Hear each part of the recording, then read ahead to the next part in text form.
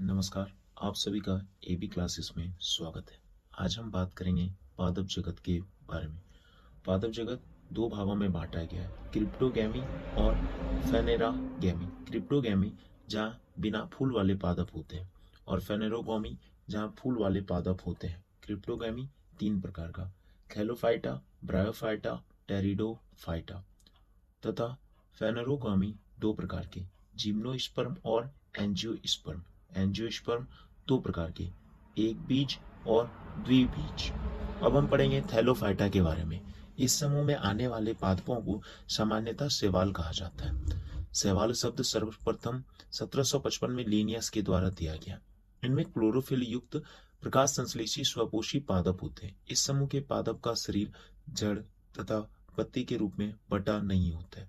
ये सामान्यतः स्वच्छ जल तथा समुद्री जल में पाए जाते हैं। शैवाल मुख्यतः तीन प्रकार के होते हैं, हरे शैवाल, भूरे शैवाल और लाल शैवाल। इनमें दोनों जन्म पाया जाता है, अलैंगिक तथा लैंगिक। शैवालों के हैं जैसे यह खाद्य पदार्थों के रूप में, औद्योगिक उद्देश्यों में, औषधि बनाने में, कृषि में और जैव अनुसंधान कार्यों में। अब हम पढ़ेंगे ब्रायोफाइटा के बारे में।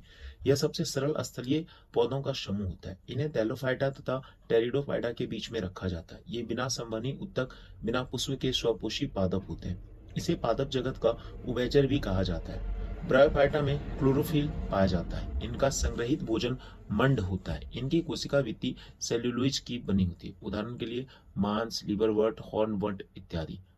ब्रायोफाइटा के भी कुछ आर्थिक महत्व है, जैसे मृदा अपरदन को रोकने में, मृदा के निर्माण में, ईंधन के रूप में, एंटीसेप्टिक के रूप में। अब हम पढ़ेंगे टेरिडोफाइटा के बारे में।